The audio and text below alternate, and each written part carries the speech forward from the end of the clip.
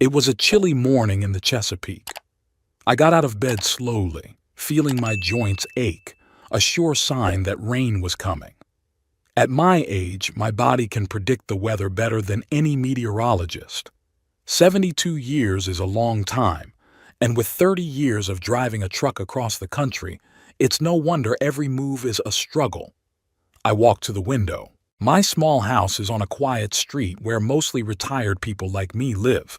The view from here is of neat lawns and sparse maple trees beginning to change color. Chesapeake is the quiet town that has become my home since Eleanor's death. Everything here is measured and predictable, just what an old man like me needs. "Good morning, Eleanor," I murmured familiarly, glancing at the photograph on the bedside table. "My wife died 15 years ago of lung cancer. Too soon. She was only 55. Only this picture remains. Eleanor laughing, holding our son Quentin in her arms. He was about 5 at the time. Quentin. At the thought of my son, I felt a familiar heaviness in my chest. The last time we saw each other was Christmas, almost 7 months ago. He'd come for 3 hours, brought some trinkets as a gift, and left, citing an important meeting. Since then, only occasional calls on Sundays, and those have been like a mandatory program. Quentin was always a difficult child. After Eleanor died, I was left alone with a 13-year-old who blamed the whole world for his mother's death. I tried to be a good father, but I spent most of my time on voyages. I had a family to feed, a house to pay. When I returned, Quentin would greet me with either silence or another problem at school. I went into the kitchen, put the kettle on. My breakfast had been the same for years: oatmeal, peanut butter toast, and a cup of strong tea. Eleanor always laughed at my habit of eating the same thing, said I was like an old bear who wouldn't change his den. The morning ritual was interrupted by a phone call. I flinched. It was too early for a phone call. "Mr. Holder?" It was an unfamiliar male voice. "This is Dr. Bishop from Riverside Clinic. Your test results are in, and I'd like you to come in for an appointment as soon as possible." Something in his tone made me tense. "Was it something serious?"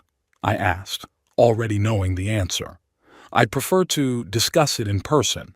Can you come today?" I agreed to a 2 o'clock appointment and hung up. Strangely, I felt no fear, more like a kind of numbing calm. At my age, bad news from doctors is no longer surprising. I drove to the clinic in my old Ford. The car was almost 20 years old, but it was still as reliable as the day I bought it. I always thought of it as a kind of symbol. Good things, like good people, stay true despite age and scuffs. Dr. Bishop, a lean, middle-aged man with attentive eyes, met me in his office. He stared at the computer monitor for a long moment, then turned to me. "Mr. Holder, I won't beat around the bush. You've been diagnosed with prostate cancer. Based on the biopsy results, it's an aggressive form." I nodded, accepting the information. Strangely, my first thought was, "Eleanor, I think I'll be with you soon." And the second, completely practical, "How much will it cost?" "What are the odds?" I asked. "With timely treatment, quite good. I recommend surgery followed by radiation therapy. Considering your age and general health, I would say you have a good chance of a full recovery."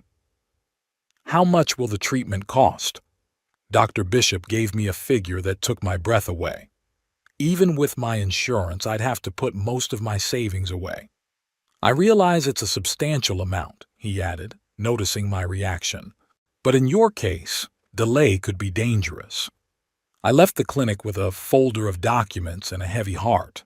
Sitting in my car, I stared at the phone for a long time, wondering whether I should call Quentin. Our relationship was strained, but he was my son after all. Besides, he was an insurance agent. Perhaps he could help me sort out my insurance, find some additional coverage options. That evening, I dialed his number. "Dad?" I could hear the surprise in his voice. I don't call much on weekdays. "Hey, Quentin, how are you?" "I'm okay. Busy. Something wrong?" I took a deep breath. Yeah, son, I need to talk to you. In person. There was a pause on the other end of the line. I'm busy right now, Dad. How about this weekend? It's important, Quentin. I rarely insisted, but this was the occasion. I went to the doctor today, and the news, not good news. Another pause, then a sigh. Good. I'll come by tomorrow night. Is that okay? Quentin arrived the next day around 6 in the evening. I heard his brand new Audi pull up in front of the house. Too expensive a car for a humble insurance agent, but Quentin always liked to impress. He's 42, but he still lives like he's 25. Fancy clothes, expensive restaurants, constant entertainment.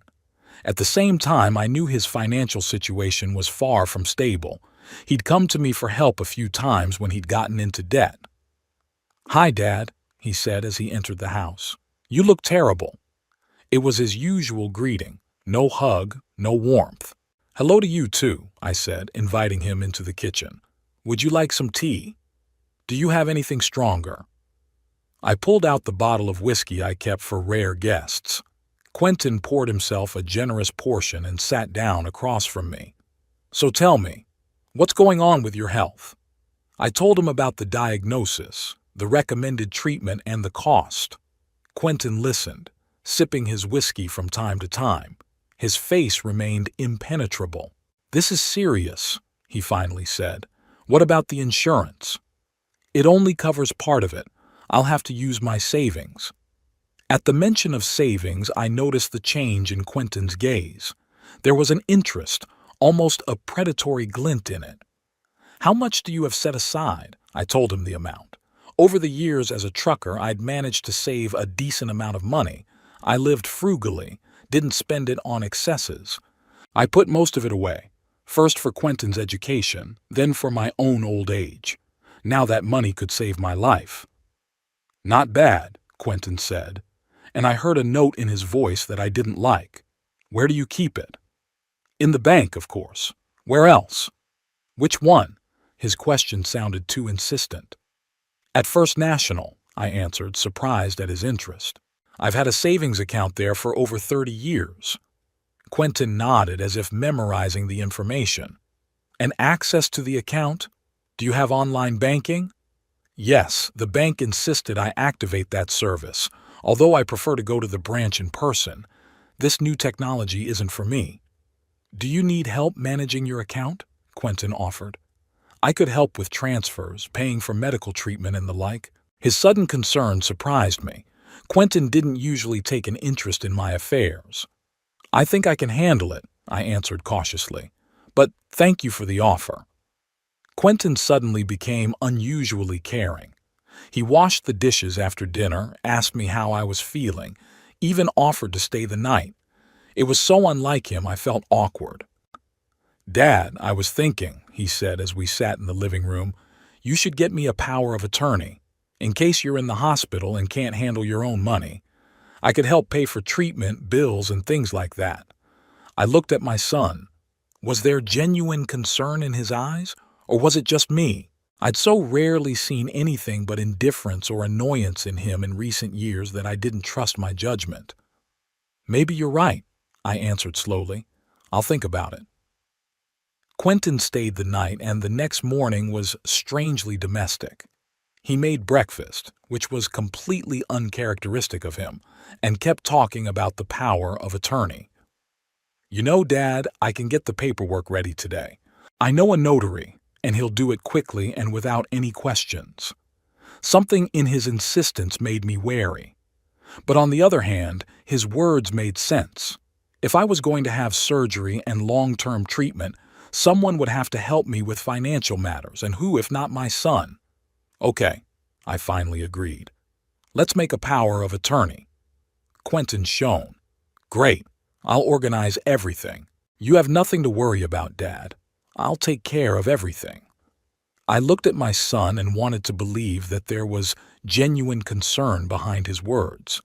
Perhaps the news of my illness had finally awakened some filial feelings in him. Perhaps, in the face of possible loss, he had realized the value of family. I really wanted to believe it. so I signed the power of attorney Quentin brought the next day. I didn't even read the legal wording. Why should I, if it was my son? Who else could I trust if not him? Quentin left in the evening, promising to return in a few days to help prepare for treatment. He was unusually attentive and caring, even hugging me goodbye for the first time in years. Watching his car disappear around the corner, I felt strangely relieved. Perhaps my illness would be the thing that would finally bring us closer together. Perhaps through this ordeal, we would become a real family again. If only I knew how wrong I was. It was a week after Quentin's visit. I was preparing to begin treatment, gathering paperwork, consulting with doctors. Dr. Bishop insisted that I start therapy as soon as possible, and I decided not to delay making the first payment for treatment. It was Wednesday, the day I usually paid my bills and dealt with financial matters. I sat down at the old computer I had purchased a couple years ago at Quentin's insistence. "Dad, you're living like you're in the Stone Age," he was saying. "Learn to use online banking. It'll make your life easier." I resisted but eventually gave in. It was indeed convenient to keep track of my finances from the comfort of my own home. I turned on my computer, opened my browser, and logged onto the bank's website. The system took a long time to load, and when my account page finally opened, I thought there had been some kind of error. Instead of the amount that should have been in the account, I saw numbers close to zero. A few $100s was all that was left of my years of savings. I reloaded the page thinking it was some kind of glitch. The result was the same. I could feel my heart starting to pound faster and my mouth drying up with increasing panic. Maybe it's a system error, I thought, and decided to check the transaction history. What I saw made me numb. Several large withdrawals in the last 3 days. All my savings had been transferred to some unknown account, and all the transactions were authorized using my account. I didn't realize what was going on. Had someone hacked into my account? But how? I rarely use the internet. My computer was protected by antivirus, and I hadn't shared my password with anyone. Suddenly, I was struck with a terrible realization. Quentin, power of attorney. His sudden interest in my finances. It all came together in an excruciatingly clear picture. I grabbed the phone and dialed my son's number. It was ringing, but no one answered. I left a message, trying to sound calm even though everything was boiling inside me. "Quentin, it's Dad. Please call me back as soon as possible. It's regarding my bank account." I hung up the phone and sat still for a few minutes, trying to gather my thoughts. Maybe I'm wrong. Maybe there was some reasonable explanation for what was happening. But deep inside, I already knew the truth. I decided to take action. The first thing I did was to call the bank and report suspicious activity in my account. The bank employee was polite but not overly reassuring. "Mr. Holder, according to our records, all transactions were authorized using your account and confirmed with your personal information. Furthermore, we have information that you executed a power of attorney for your son, Quentin Holder, who has full authority over your funds." "But I did not authorize the withdrawal of such sums," I objected. "He should have consulted me. It's a matter of your personal arrangements, Mr. Holder. Legally, the power of attorney authorizes him to act on your behalf without further consultation. If you feel that your power of attorney is abusing his authority, you should contact the police or an attorney." After this conversation, I sat looking out the window at the gray Chesapeake sky. The rain I had been predicting with my aching joints had finally begun, drumming on the roof of my small house. I felt old, tired, and betrayed. The phone rang, snapping me out of my gloomy thoughts.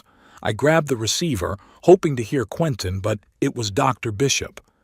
"Mr. Holder, I'm calling to see if you've set a start date for the treatment. We need to schedule the treatments." I swallowed a lump in my throat. "Dr. Bishop, I'm having some, financial difficulties. I need some time to sort things out." There was a pause. "Mr. Holder, I understand that treatment is expensive, but delaying your case could be dangerous. Perhaps we could discuss installment plans or financial assistance." Yes, that would be very helpful. I will contact you in the next few days as soon as I've dealt with an urgent matter. After talking to the doctor, I tried calling Quentin again. This time the phone was completely off. I left another message on the voicemail, no longer hiding my anger and frustration. I spent the rest of the day trying to find any information on my son's whereabouts. I called his co-workers, checked social media with great difficulty. I've never been great with these technologies. Finally, after calling one of his friends with whom Quentin sometimes played golf, I learned that my son had taken a vacation and flown to the Bahamas. He bragged about booking a room at some fancy hotel, his buddy said. Said it was going to be his dream vacation. A dream vacation. On me. At the expense of the money that was going to save my life. I felt something inside me break. All the love, all the patience, all the hopes I had for my son all crumbled under the weight of this betrayal. In desperation, I texted him, "Quentin, I know you took my money. That money was meant for my medical treatment. I am sick with cancer, son. Please return at least part of it. I need to start treatment as soon as possible." The reply came a few hours later, and it was like a blow under the breath. "Your treatment is not my problem. Bye. Enjoying my vacation. Talk to you when I get back." I reread that message over and over again, unable to believe my eyes. How could my own son, the boy I'd raised alone after Eleanor's death, be so heartless, so cruel? I spent the night sleepless, tossing and turning in bed, torn by pain, anger, and a sense of helplessness. By morning, I had made a decision. The first thing I did was call my old friend Whitney Daggett. We had met years ago when I gave him a ride in my truck after his car broke down on the highway. He was an attorney, now retired, but we've maintained a friendship over the years. "Whitney, I need your help," I said as soon as he picked up the phone. "It's about my will." "Sure, Ambrose, what's wrong?" I told him the whole story, the diagnosis, the power of attorney, Quentin's betrayal. Whitney listened in silence, only occasionally asking clarifying questions. "I'm sorry about what happened, old man," he said at last. "What do you want to do?" "I want to change the will. I want to disinherit Quentin. Completely." "Are you sure?" "It's a big step." "I'm absolutely sure. He stole money that could have saved my life. Money I've been saving my whole life. And he hasn't shown a shred of remorse. I don't want him to get anything after I'm dead." Whitney sighed. "I understand. When do you want to do it?" "Tonight. Now. Before it's too late." We agreed to meet at his house in 2 hours. Whitney had all the connections she needed to get the paperwork done quickly and with no questions asked. As I was getting ready for the meeting, I looked at the picture of Eleanor with little Quentin. The boy in the picture was smiling, his eyes glowing with love and trust. What had happened to that child? Where had I made a mistake, that my son had grown up so selfish and heartless? Whitney's house was a 20-minute drive from mine. It was a cozy colonial-style mansion surrounded by a manicured garden. Whitney met me on the doorstep, a tall, lean man with gray hair and shrewd eyes. "Come in, Ambrose. I'm all set." We set up in his office. Whitney had already drafted a new will. "I've made changes according to your wishes," he said. "Quentin is completely disqualified from inheritance, but I need to know to whom you want to leave your property." The question took me by surprise. I was so focused on the idea of disinheriting Quentin that I hadn't thought about who would inherit my modest fortune. "Yeah, I don't know," I admitted. "I have no other relatives." "Perhaps some kind of charitable foundation," Whitney suggested. "Or friends." I thought about it. I didn't have many friends, and the ones I did have didn't need my money. Charity, maybe. But which foundation to choose? "Let's leave that question open for now," Whitney suggested, seeing my doubts. "The main thing now is to cancel the old will, where Quentin was the sole beneficiary. We can put in a specific beneficiary later when you've made up your mind." I agreed to this suggestion. We executed documents revoking the previous will and added a clause explicitly excluding Quentin from being a possible heir under any circumstances. "Do you want me to give Quentin formal notice?" Whitney asked when we were done with the paperwork. I wondered. Part of me wanted Quentin to know the consequences of his betrayal as soon as possible. But the other part, the more rational part, realized that I needed to focus on more important things right now. "No, not yet. Let him enjoy his vacation. He'd know when he got back." Whitney nodded understandingly. "How are you doing now? I mean, financially. How do you plan to pay for your treatment?" That question snapped me back to the harsh reality. My savings were gone. I was left with a house, a small pension, and a few $100s in my account, too little to pay for expensive treatment. "I don't know," I answered honestly. "Maybe I'll sell the house." "Don't rush into that decision," Whitney advised. "Let's think about it together. Are there any assistance programs for people in your situation, or treatment options that are covered by insurance?" We talked about options for a while longer. Whitney promised to help with finding information about financial aid and support programs for cancer patients. By the time I got home, it was getting dark. I felt strangely relieved after changing my will. It was a small act of resistance, a way of showing that I wasn't giving up, that Quentin's betrayal wouldn't go unpunished. I sat in a chair by the window, looking out at the quiet street. The rain had stopped, but the air was still damp. The windows were lit up in the neighboring house. The Thornton family had come home. I saw Mr. Thornton hugging his teenage son as he helped him unload sports equipment from the car. This simple gesture of love and caring gave me a painful prick of envy. I had once dreamed that Quentin and I would have the same warm relationship, that despite all the difficulties and conflicts, we would remain a family. That in my old age I could count on his support and care. Now that dream has been shattered. Quentin showed his true colors. He chose money over me, luxury vacations over his own father's health. I pulled out Eleanor's picture and stared at it for a long time. "I'm sorry, darling," I whispered. "It seems I've done a poor job of raising our son." But even as I said it, I realized that the fault wasn't mine alone. Quentin had made his own choices. He's an adult, responsible for his actions, and now he has to face the consequences of those choices. He's lost not only my trust, but his inheritance. And when he returns from his luxurious vacation, he's in for a nasty surprise. For the first time in a long time, I felt determined. I wasn't going to give up. I would find a way to pay for the treatment. I would fight for my life, for my dignity. And if Quentin thinks he can betray me with impunity, he's sorely mistaken. The morning was clear and the clouds of yesterday had disappeared from the sky. I woke up early, as I'd gotten used to over the years as a trucker. The golden rays were shining through the blinds, painting fanciful patterns on the floor. Despite the troubles of the last few days, I felt strangely calm. Perhaps it was the result of my decision to disinherit Quentin. At least I had done something, not been completely helpless in the face of betrayal. Over a cup of tea, I pondered the day ahead.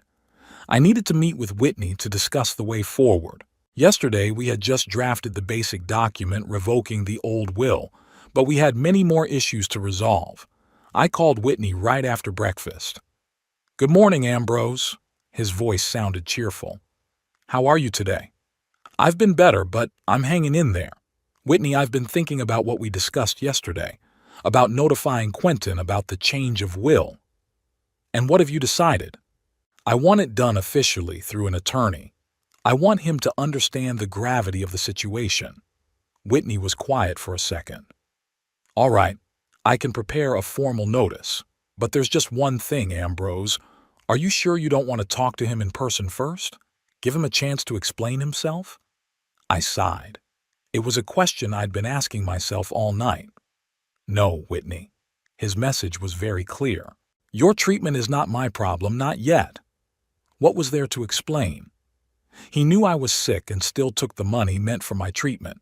This is not a mistake or a misunderstanding. It's a conscious choice. I see, Whitney said. In that case, I'll prepare a formal notice.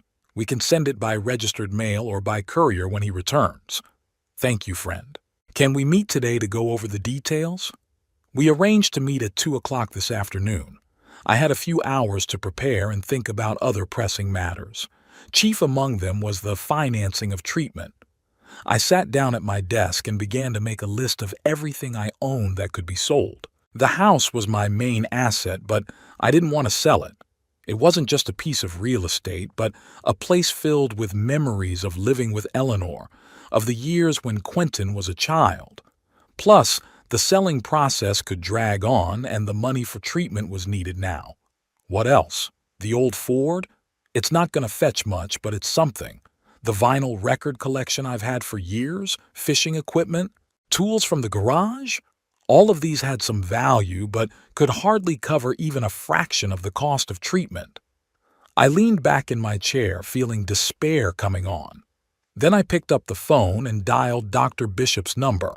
I needed to find out if there were any installment options or patient assistance programs for my situation.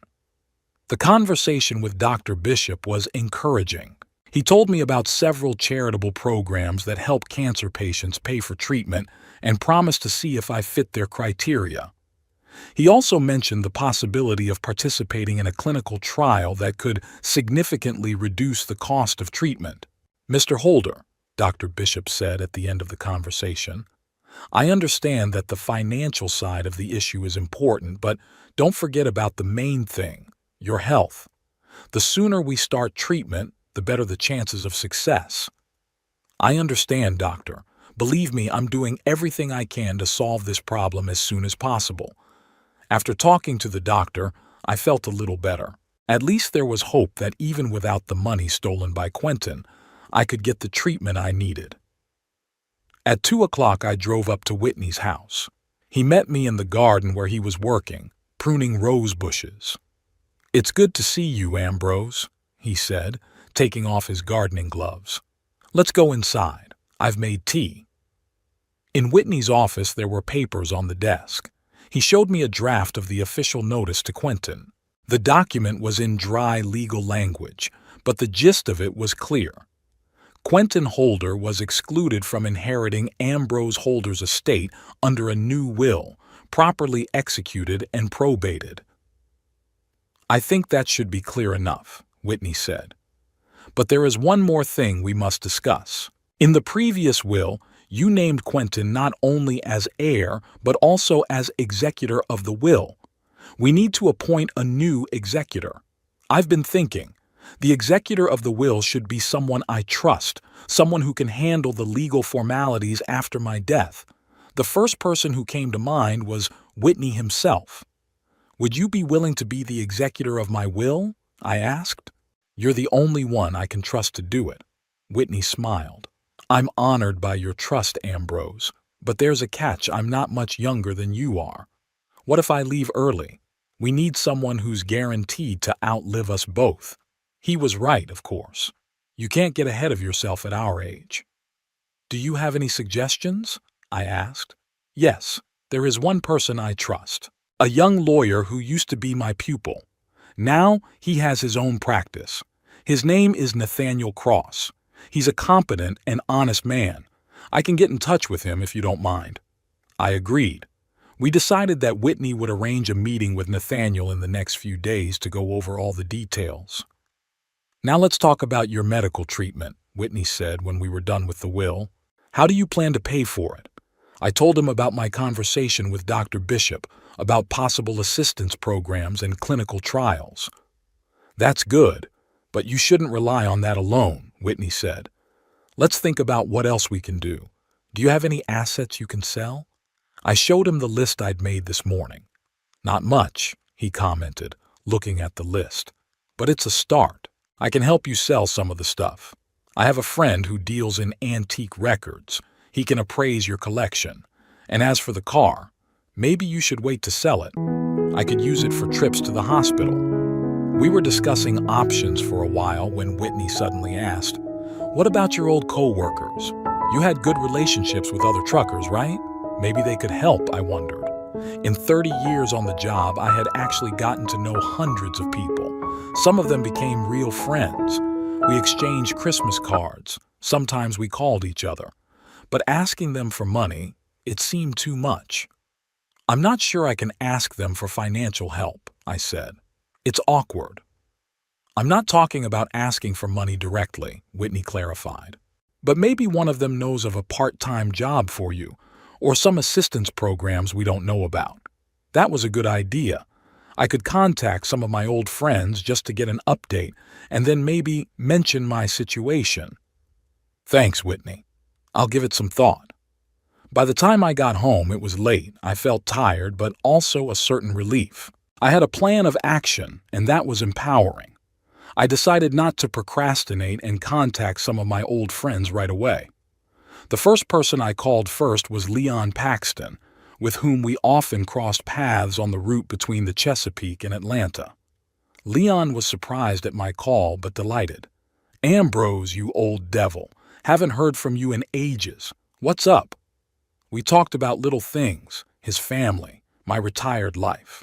Then I was careful to mention my diagnosis. "Cancer? Damn sorry to hear that, buddy." Leon's voice became serious. "What do the doctors say?"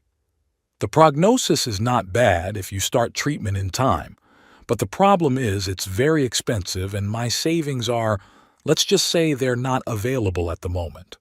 "What's wrong?" Leon asked.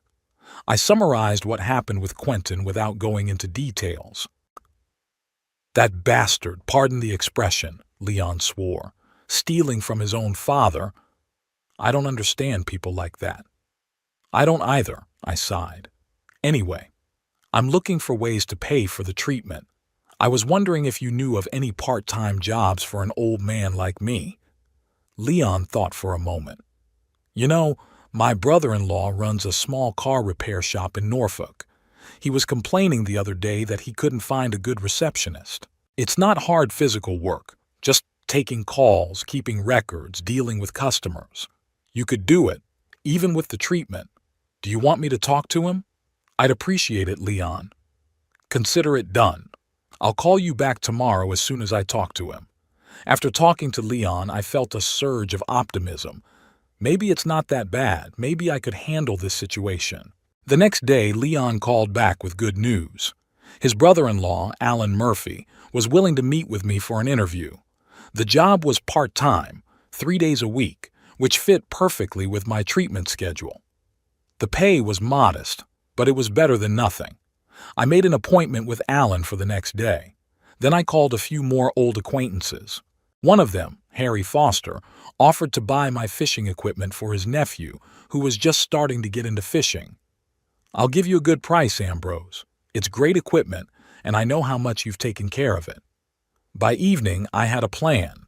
Sell the fishing equipment to Harry, give the record collection to a Whitney acquaintance for appraisal, get a job with Alan Murphy. It didn't solve the problem completely, but it was a start. I also decided to look for information about renting out a room. There were 3 bedrooms in my house, 2 of which had been empty since Quentin had moved out. If I could find a decent tenant, it could be a steady source of income. In the morning, a message came in from Dr. Bishop. He had found 2 assistance programs that I fit the criteria for and sent me forms to fill out. He also confirmed that I could be part of a clinical trial for a new treatment method that would significantly reduce my expenses. "The study will start in 2 weeks, he informed me. "But you will need to undergo additional tests to make sure you are a good match." I agreed to the additional tests. This gave me hope that the treatment would start soon. The meeting with Alan Murphy went well. He turned out to be a pleasant middle-aged man who valued punctuality and responsibility, qualities I had always prided myself on. "Leon told me about your situation," Alan said after the standard questions about my experience and skills. "I respect people who don't give up in the face of difficulties. The job is not difficult, but it requires attention to detail and good communication with customers. I think you can do it." We agreed that I would start next week, Monday, Wednesday, and Friday from 10 in the morning to 4 in the afternoon. On my way back home, I stopped by Harry Foster's to give him some fishing equipment. He did give a good price. Not market price, of course, but higher than I expected. The money would have been enough for a down payment on my medical bills. "Thank you, Harry," I said, accepting the check. "You've been a big help." "Come on, Ambrose. How many years have we known each other? 20, 30? You've always been a decent man, and I know you'd do the same for me." His words touched me. After Quentin's betrayal, such support from old friends was especially valuable. At home, I got a call from Whitney. He'd arranged a meeting with Nathaniel Cross for the next day. "He was interested in your case," Whitney said, "especially when he heard about Quentin's situation. Said he'd like to help." "Thanks, Whitney. I don't know what I'd do without your help." "That's what friends are for, Ambrose. By the way, I talked to Jeffrey, a friend of mine who's interested in vintage records. He's willing to come over on Saturday to see your collection." We arranged the details of the meeting with Nathaniel and said goodbye. I sat down at the computer to fill out the forms for the assistance programs Dr. Bishop had talked about. The process was tedious. Lots of questions about my financial situation, my medical history, my marital status. But I realized it was necessary. Once I finished with the forms, I opened up a website with housing listings to research how much they typically asked for a room in the area. Prices varied, but the average came out to about $600 a month for a room with shared access to a kitchen and bathroom. Not bad. I took some pictures of empty rooms and put together an ad. By evening, I felt tired but also satisfied. I had done more in 2 days to solve my problems than I had done in the entire previous week. I had a plan. I had the support of friends. I had my first money. I was beginning to believe that I could manage even without my son's help. Before I went to bed, I looked at Eleanor's picture. "You know, darling," I said, as if she could hear me, "I always thought that I would rely on Quentin in my old age, that our son would be my support when I was weak. But it turns out that the real support has come from friends, from people who don't have to help me, but do it simply because it's the right thing to do." I smiled at the picture. "Don't worry about me. I'll get through this. And when the time comes, I'll tell you how it turned out." With these thoughts, I went to bed feeling strangely calm. Tomorrow would be a new day, new steps to solve the problem. And I was ready for this path, no matter how difficult it was. 2 weeks flew by in a flurry of activity. I started working at Alan Murphy's auto repair shop, filled out the paperwork for financial aid programs, and even found a tenant-a-quiet graduate student from a local college who was happy to rent a room in a quiet neighborhood. Jeffrey, an acquaintance of Whitney's, valued my vinyl record collection much higher than I expected. It turned out that some of the pieces were quite rare. I sold half of the collection, keeping only the records dearest to my heart. The money was gradually accumulating, but it was still not enough for a proper treatment. I had high hopes of participating in the clinical trial Dr. Bishop had mentioned. If I was accepted, most of the costs would be covered by the research grant. On Wednesday, I went to the hospital for a follow-up exam before the study began. Dr. Bishop warned me that the procedure would be lengthy and could cause temporary discomfort. "We will do an extended biopsy and some specific tests," he explained. "You may have to stay in the hospital overnight for observation." I agreed. At the hospital, I was taken to a room where I had to change my clothes and prepare for the procedure. The nurse, an older woman with kind eyes, helped me get settled. "Dr. Bishop will be here soon," she said. "In the meantime, our nurse Ronan will help you. He'll accompany you during the procedure and keep an eye on you afterward." A few minutes later, a young man in his 30s entered the room. He was tall, sturdy, with reddish hair and attentive gray eyes. His name tag read Ronan Pierce, nurse. "Good afternoon, Mr. Holder." His voice was unexpectedly soft for such a large man. "I'm Ronan. I'll be assisting you today. How are you feeling?" "A little nervous," I admitted. "I've never liked hospitals." Ronan smiled, and his face immediately became younger and more friendly. It's okay. No one likes them, but I'll try to make your stay here as comfortable as possible. He helped me fill out the final forms, explained what would happen during and after the procedure, and answered my questions patiently and understandably. There was no condescension or formal indifference in his demeanor, which I have often noticed in medical staff. "Do you have someone to pick you up tomorrow?" Ronan asked. "You won't be able to drive for at least 24 hours after the procedure," I wondered. Normally, I would have gone to Quentin in such cases, but that was no longer an option. Whitney was too old to drive me to hospitals. "No," I said finally. "I could call a cab." Ronan frowned. "A cab isn't the best option in your condition. Maybe a friend or family member?" "My son is away." I didn't want to go into details. "And friends my age aren't always available." Ronan nodded understandingly. "Don't worry. We'll figure something out. Perhaps I can give you a ride myself. I live near the Chesapeake." His offer surprised me. "That's very kind of you, but I wouldn't want to inconvenience you." "No inconvenience at all," Ronan smiled. "I'm going in that direction after my shift anyway, and I'll feel better knowing that you've gotten home safely. The procedure was harder than I'd expected. Despite the local anesthesia, I felt discomfort and pain. Ronan was by my side the whole time, keeping the conversation going, distracting me from the discomfort, monitoring my condition. After the procedure, I was transferred back to the ward. I felt very weak and dizzy, side effects of the anesthesia and the procedure itself. Ronan helped me into bed, brought me water, checked my vitals. "Rest, Mr. Holder," he said.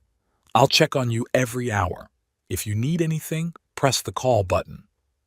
The night passed restlessly. I woke up in pain several times. Ronan showed up quickly each time, gave me a painkiller, helped me change positions to be more comfortable. "Wasn't your shift over?" I asked, noticing that it was getting late. "It was," Ronan admitted. "But I've decided to stay on night duty. We're short-staffed, and I know your case. Dr. Bishop examined me this morning and told me that the results of the procedure looked good, but that it would take a few days to get a final reading. You can go home now, Mr. Holder. I'll contact you as soon as I have the results." Ronan drove me home as promised. We got to talking on the way. I found out he'd been a nurse for 8 years, specializing in cancer patients. "Why oncology?" I asked. "It's a very difficult field." Ronan was silent, concentrating on the road. "My mother died of cancer when I was 16, he finally answered. "I remember how important the nurses' care was to her. They made her last months more dignified, less painful. I wanted to do the same for other people." His candor touched me. "Your mother must have been proud of you," I said. Ronan smiled. "I hope so." When we pulled up to my house, Ronan helped me to the door, making sure I had everything I needed. "Here's my card," he said, holding out a small rectangle of cardboard. "This is my personal number. If you feel unwell or have any questions, call me anytime." "Thank you, Ronan, for everything." The next day, I rested at home recovering from the procedure. The lodger, Jason, even brought me lunch, a simple but nutritious soup that he had made himself. In the evening, Whitney called to see how I was feeling. "How's the procedure going?" he asked. "Did it go okay?" "Yes, although it wasn't easy. But the staff at the hospital are wonderful, especially one nurse, Ronan. He even drove me home after I was discharged." "That's unexpected," Whitney remarked. "The nursing staff doesn't usually provide that kind of service." "He's an extraordinary man," I said. "Really cares about his patients." 3 days later, Dr. Bishop called with good news. I was eligible for a clinical trial. The treatment was to begin in a week. "That's great news, Mr. Holder," Dr. Bishop said. "The study will cover most of the costs of the treatment. You will only have to pay a small amount for additional services." The amount he quoted was considerably less than what we had originally talked about. With my current savings and extra income from work and renting out my room, I could afford it. On the day my treatment started, I was met again by Ronan. "It's good to see you again, Mr. Holder," he smiled. "How are you feeling?" "Nervous," I admitted, "but I'm ready to start treatment." Ronan explained the whole process to me, told me about possible side effects and how to deal with them. He was patient and attentive, answering all my questions, even the most stupid ones. "Don't worry, Mr. Holder," he said, when I confessed that I was afraid of side effects. "I'll be with you every step of the way. We'll get through this together." His confidence gave me strength. I began treatment with more hope than I could have expected. For the next 2 weeks, I came to the hospital for treatments 3 times a week. Ronan was always there, monitoring my condition, keeping me talking and distracting me from my discomfort. Gradually, our conversations became more and more personal. I told him about my life as a trucker, about Eleanor, about my complicated relationship with Quentin. He, in turn, told me about his childhood in a small town in Maine, about his mother who raised him alone, about his dream of someday opening a hospice for cancer patients, where patient care would come first. "You have a good heart, Ronan," I once said. "So do you, Mr. Holder," he replied. "Not everyone can survive the betrayal of a son and still retain their dignity and fortitude." In the 3rd week of treatment, the side effects became more pronounced. I felt tired all the time, nauseous, and I lost my appetite. Ronan gave me practical advice on how to cope with these symptoms and brought me special nutritional shakes that he made himself. "My own recipe," he said, handing me a glass of greenish liquid. "Lots of protein and vitamins, but easy to digest and not nauseating." To my surprise, the smoothie was actually helping. I started to slowly gain back the weight I had lost at the beginning of treatment. One day, when I was feeling particularly bad after the treatment, Ronan offered to drive me home and stay with me for a while. "You shouldn't be alone today," he said. "The side effects might get worse by the evening." I agreed, feeling that I really needed help. At home, Ronan helped me get settled on the couch, prepared a light dinner, and made sure I took all my medications. "You don't have to do all that," I said. "I know," Ronan replied simply, "but I want to help." He stayed the night, slept in the guest room, and in the morning drove me back to the hospital for another procedure. From then on, it became a kind of tradition. On days when I felt particularly bad, Ronan stayed with me, helping me through the hard hours. Gradually, a deep friendship developed between us. Ronan was more than just a nurse doing his job. He became someone I could confide my fears, my doubts, my hopes. He listened without judgment, supported without obsession, helped without patronizing. "You know, Mr. Holder," he said one day as we sat on the veranda of my house watching the sunset, "you remind me of my grandfather. He too was a strong man who never gave up in the face of adversity." "I hope that's a compliment," I grinned. "Most sincere," Ronan smiled. "My grandfather was my hero. He taught me everything I know about life. My condition was slowly but surely improving. Dr. Bishop was pleased with the results of the treatment. "You're doing very well, Mr. Holder," he said during another checkup. "Your vitals are improving and the tumor is shrinking. Let's keep it up." That evening, when I got home from the hospital, the doorbell rang. Quentin stood on the doorstep, tanned, rested, with an expensive suitcase at his feet. "Hi, Dad," he said, as if nothing had happened. "Can I come in?" I stepped back silently, letting him into the house. My heart was racing, but I tried to stay calm. Quentin walked into the living room, looking around. "You don't look well," he said. "Are you sick?" "You know I'm sick, Quentin," I replied. "I informed you of my diagnosis before you left for the Bahamas, with my money." His face contorted for a moment, but he quickly pulled himself together. "Oh, Look, Dad, I can explain. I wasn't going to spend all your money. I just needed a little vacation to recover. I was going to pay back every dime." "You did?" I didn't hide my skepticism. "And how are you going to do that?" "I had a plan. I met some people in the Bahamas who offered me a very lucrative project, investments, real estate, that sort of thing. I could triple my investment in a couple months. I shook my head. The same air castles Quentin had spent a lifetime building. What about the message you sent me? Your treatment is not my problem, not yet. Was that part of your plan too? Quentin looked embarrassed. I was drunk, Dad. You know I would never say something like that sober. I wasn't thinking. I'm sorry. His apology sounded insincere. I could see he wasn't really sorry, just trying to smooth things over. Why did you come back, Quentin? I asked him bluntly. He paused, searching for words. I was worried about you, Dad. I wanted to see how your treatment was going, how you were doing. Are you? Or did you find out I changed my will? His face changed. There was a cold glint in his eyes. What do you mean? You know what I mean.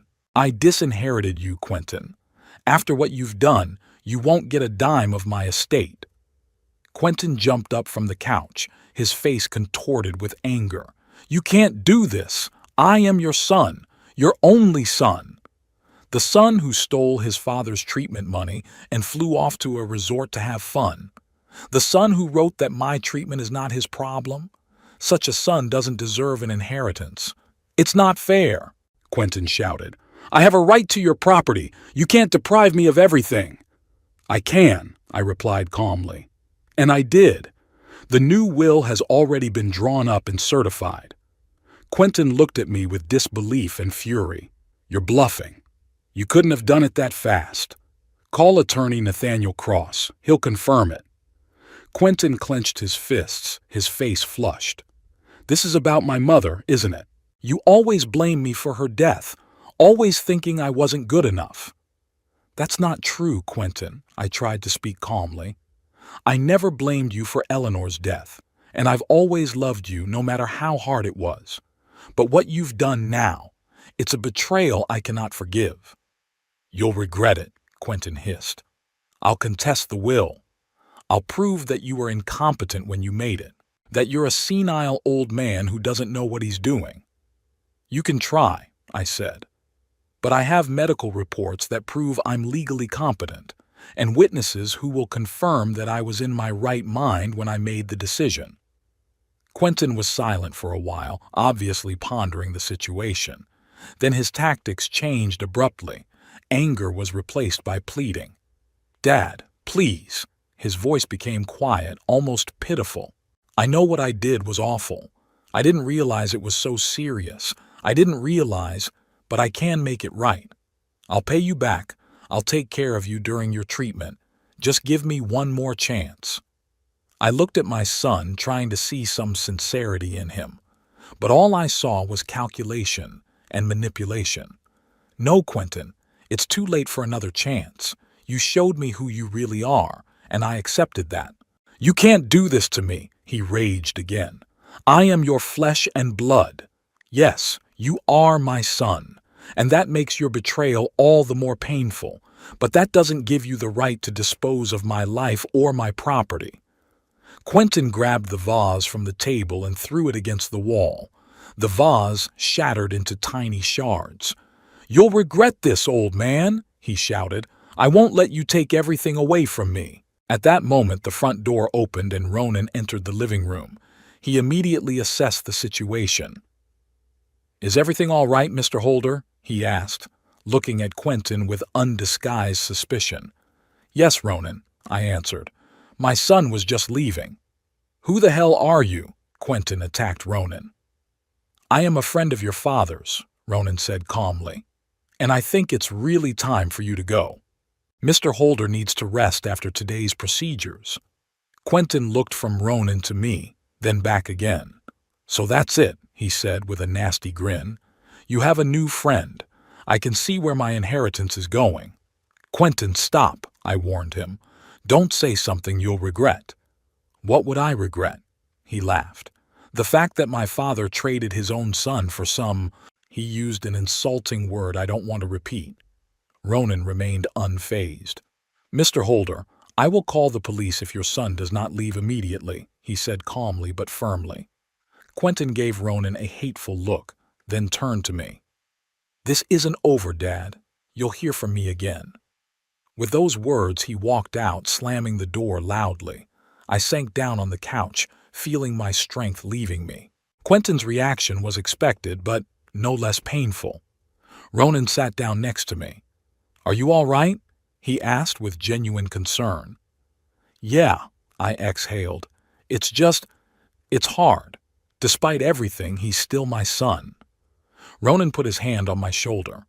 "I understand, but you did the right thing. You can't let people hurt you, even if they are your family, especially if they are your family." I nodded gratefully. At that moment, I was especially glad Ronan was there for me. His support gave me the strength to deal with the pain of betrayal and move on. It had been 3 months since I'd started treatment. Spring had changed to summer, and the hot Chesapeake days were filled with the scent of magnolias in bloom. I sat on the veranda of my house, enjoying the morning sunshine and a cup of tea. The latest tests showed significant improvement. The tumor had shrunk by nearly 70%, and the levels of cancer markers in my blood had dropped to near normal. "The results are impressive, Mr. Holder," Dr. Bishop said at the last appointment. "You're responding very well to treatment. If this continues, we should be able to talk about remission in a couple of months." I could feel my strength slowly returning to me. The side effects of the treatment, which used to exhaust me to the max, were now less severe. I even went back to work at Alan's car service, albeit with a reduced schedule. Much of my recovery was due to Ronan. He became not just a nurse but a true friend, almost a member of the family. He came not only on treatment days but also on his own time, helping around the house, preparing nutritious meals that I could eat even on days when the nausea was most severe, accompanying me on the walks that Dr. Bishop recommended to help me regain my strength. "You don't have to do all that," I told him more than once. "I know," he always replied with a smile, "but it's my pleasure to help you." On days when Ronan was busy at work, other friends helped me. Whitney often stopped by with his wife Doris, who always brought homemade baked goods. Leon and Harry called and stopped by regularly to visit. Even my lodger Jason, a young graduate student, was caring, helping with cleaning, going grocery shopping when I was too weak. I was surrounded by people who genuinely cared about me, and that gave me the strength to fight the disease. I was especially touched by Ronan's care. In his 32 years, he showed a wisdom and kindness that one rarely finds even in people much older. Once, when we were sitting on the veranda after my return from the hospital, I asked him, "Ronan, why do you waste so much time on an old man like me? You should have a life of your own, friends your own age, maybe a girlfriend." Ronan looked thoughtfully at the horizon. "You know, Mr. Holder, when my mother was ill, we had hardly anyone. My father left when I was 3. Relatives lived far away. We were all alone. I did what I could, but I was only 16 and I didn't know how to properly care for a sick person." He was quiet for a moment. "When Mom was admitted to the hospital, the nurses and doctors became our temporary family. They took care not only of her, but also of me. They showed me how to help my mom, how to ease her condition, just talking to me, supporting me. That care changed my life.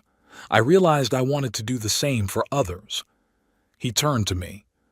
"When I first saw you in the hospital, you reminded me of my mom. Not in appearance, of course," he smiled, "but in the way you held yourself, with dignity, despite the pain and fear. And I thought, this is someone who deserves all the support I can give." His words touched me to the core. "Thank you, Ronan. You have no idea how much that means to me." That night after Ronan left, I thought long and hard about my life, about the people in it, about Quentin, who had betrayed me in my time of need, and about Ronan, an outsider who had shown more care than a native son, about old friends who had come to my aid when it was sorely needed, and I made a decision that had been maturing in me for some time, but only now was taking final form. The next day, I called Whitney. "I need to make some changes to the will," I said without preamble.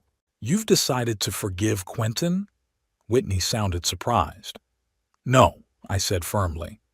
I had decided who I wanted to leave my property to. Whitney arrived an hour later with Nathaniel Cross, the young lawyer who was handling my case. We sat down at the living room table and I outlined my decision. I want to bequeath my house and any remaining savings to Ronan Pierce, I said. He has shown care and kindness that I have not seen from my own son. He deserves it. Whitney and Nathaniel looked at each other. Are you sure, Ambrose? Whitney asked. You've only known Ronan for a few months. Sometimes a few months are enough to get to know a person, I answered. Besides, I'm not leaving him millions. My house and small savings are just a way of saying thank you for what he's done for me. Nathaniel nodded. That's your right, Mr. Holder. I'll prepare the necessary paperwork.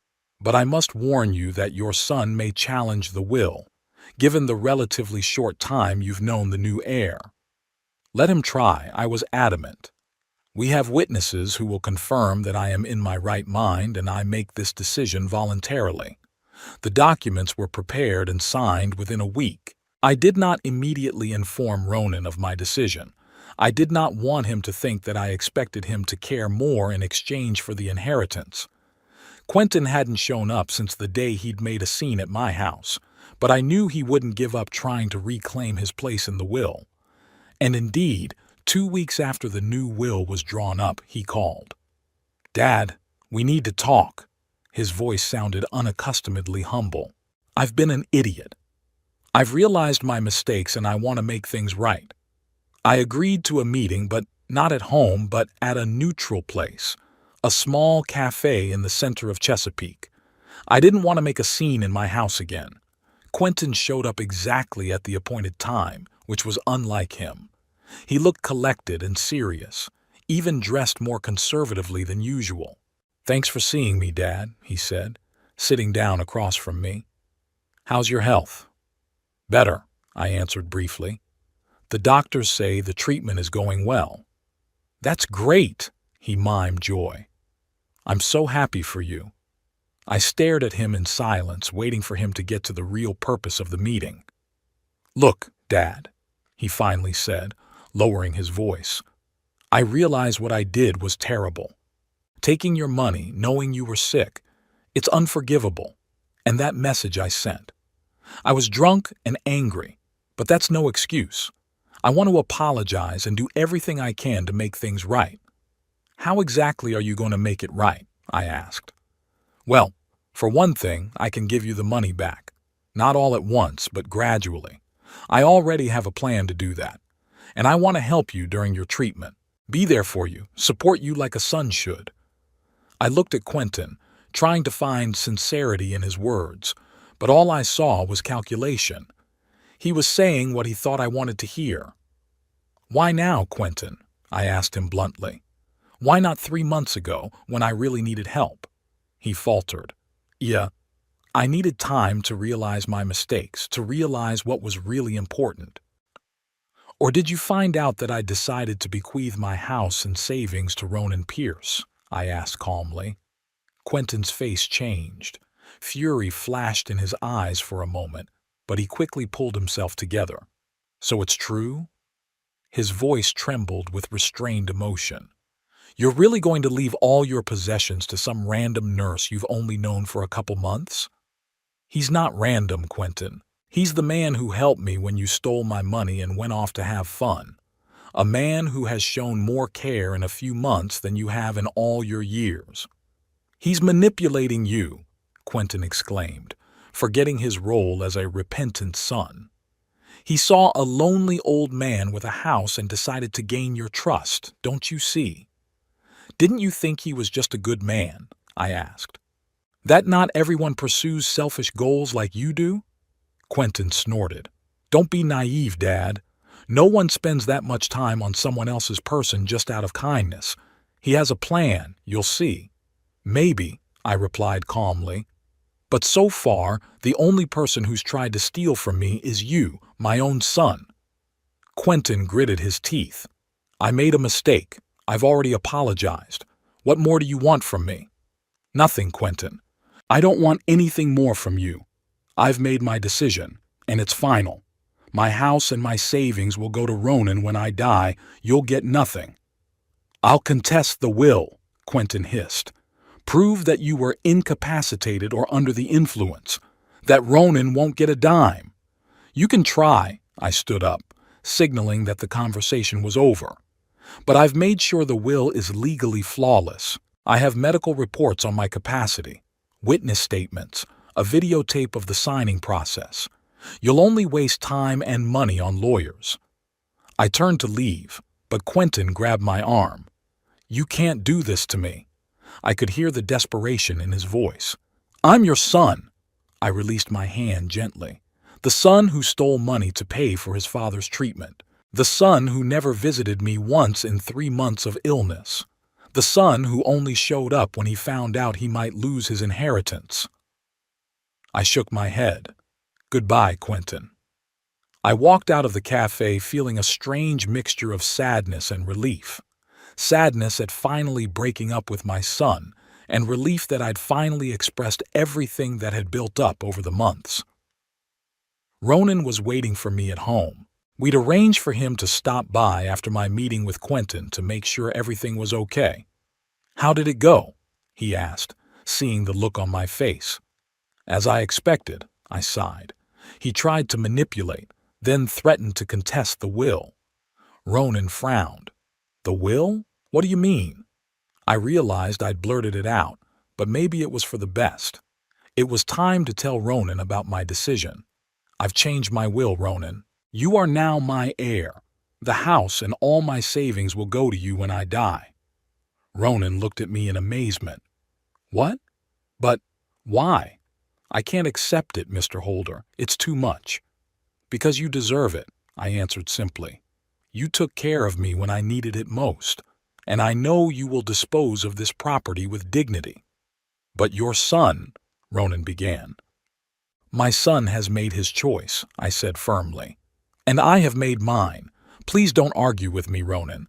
This is my decision, and I want you to respect it." Ronan nodded slowly. "I don't know what to say." "Thank you, Mr. Holder. I will try to be worthy of your trust." "I know you will," I smiled. "And please, call me Ambrose. I think we're past the formalities." The following weeks brought new changes.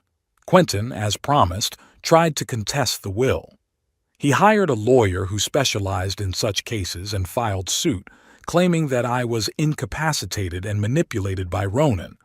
But Nathaniel Cross had prepared for this. He had all the necessary documents, medical reports proving my capacity, witness statements, a videotape of the process of signing the will, where I clearly expressed my will. The court rejected Quentin's claim, recognizing the new will as valid. Quentin was furious. He tried to contact me, left angry messages on my answering machine, even came to the house, but I wouldn't answer the door. I didn't want to deal with him anymore. Finally, after several unsuccessful attempts, he left me alone. My health continued to improve. 6 months into treatment, Dr. Bishop announced that I was in remission. "The cancer is gone, Mr. Holder," he said with a smile. "Of course, you'll have to have regular checkups, but the prognosis is very good." It was a victory over the disease, over betrayal, over my own fears and doubts. I celebrated it with the people who had been there for me during this struggle. Ronan, Whitney, and Doris, Leon, Harry, Alan Murphy, for whom I continued to work, and even Jason, my lodger. We had a small dinner in my garden. It was a warm autumn evening, and we sat at a long table under an old maple tree, eating Doris's cooking, drinking wine — I was allowed 1 glass by Dr. Bishop to celebrate — and talking.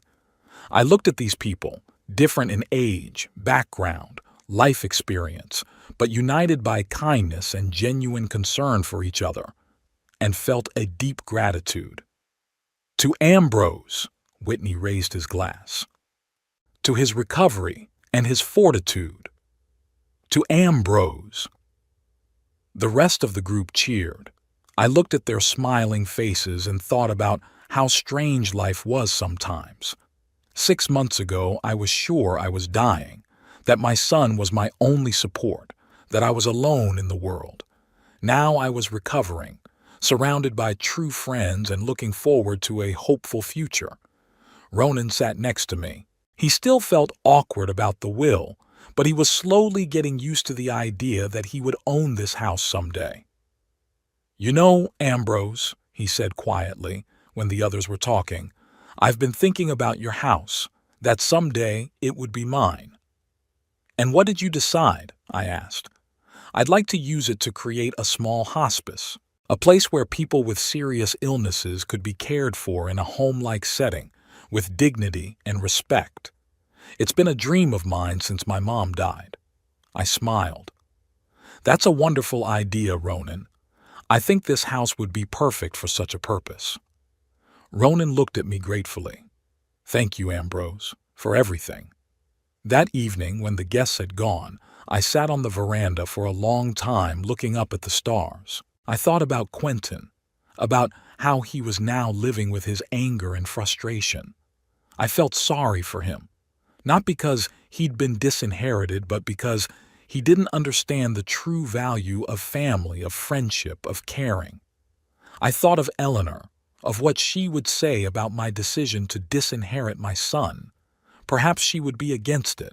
She had always been gentler than me, always willing to forgive. But I hoped she would have understood my motives. "You see, Eleanor," I whispered, looking up at the stars, "I found a family after all. Not the one we planned, but a real one." The next day I learned from Nathaniel that Quentin had sold his apartment and moved to another city. He hadn't left a new address or contacts. Perhaps that was for the best. We could both start a new life without the bitterness of past hurts. I continued to work at Alan's car service, even though I could have stopped doing so. The money from my room and pension was enough for a modest living. But the job gave me a sense of usefulness, a chance to socialize with people, to structure my day. Ronan became a frequent visitor to my house. We spent evenings talking, playing chess. He turned out to be an excellent player. Sometimes watching old movies, which I loved. He began to bring his friends, and the house, which had long been quiet and empty, filled with life and laughter. One day, Ronan brought a young woman, Lydia, a nurse from his hospital. She turned out to be smart and funny, with a keen sense of humor and a kind heart. I watched Ronan look at her and smiled, remembering how I had once looked at Eleanor myself. Life went on, not as I expected, not as I had planned, but perhaps even better. I lost a son, but found a new family. I faced betrayal, but discovered true kindness. I fought the disease and conquered it. And now, sitting on the veranda of my house, looking out at the blooming garden that Ronan had helped me restore, I felt a deep satisfaction. I knew that when my time came, I would leave behind something good, not just a house and savings, but the memory of a man who had not given up in the face of betrayal and illness, who had found the strength to start a new life when the old one had crumbled. And Quentin, well, he made his choice, and now he's living with the consequences. Maybe someday he'll realize he's lost something far more valuable than an inheritance. But that's not my story. My story is here, with the people who have become my new family, with a new purpose and a new hope. And in this story, despite all the hardship and pain, I have finally found peace.